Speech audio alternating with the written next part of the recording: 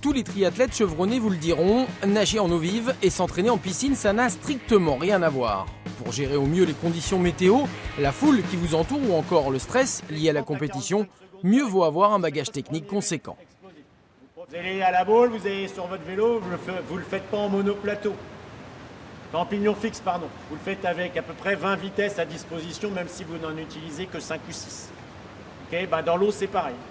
Okay, plus vous avez un arsenal technique important, mieux vous êtes armé pour aborder l'épreuve correctement.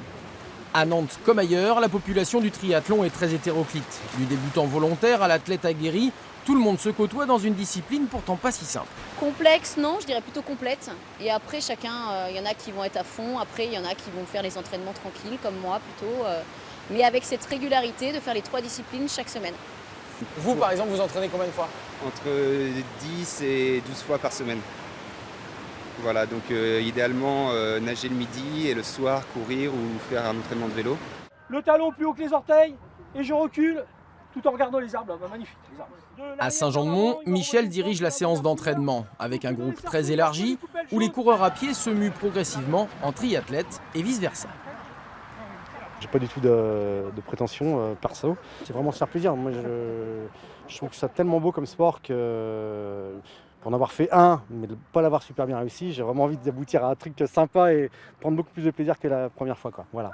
Il faut s'habituer à passer de la position horizontale à la position verticale comme ça, quoi. Donc c'est aussi un peu compliqué. Enfin, il faut que le corps suive et tout. Donc je pense que les entraînements enchaînements, c'est les plus importants. Le triple champion du monde de triathlon Mario Mola n'aurait pas mieux dit. L'Espagnol défendra les couleurs vendéennes lors du prochain Grand Prix de la Baule. Un gros coup médiatique, mais surtout sportif.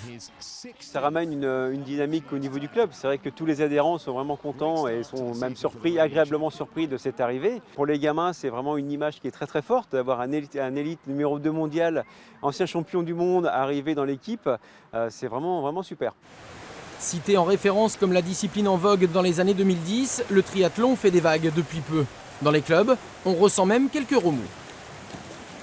Maintenant, les gens sont un peu de passage.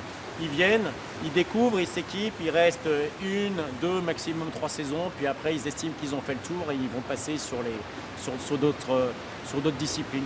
On est plus sur la notion de défi ponctuel? Tout à fait. Les triathlètes de la région seront nombreux au départ de la 32e édition du triathlon de la Baule, avec un souhait commun, que le beau temps soit de la partie.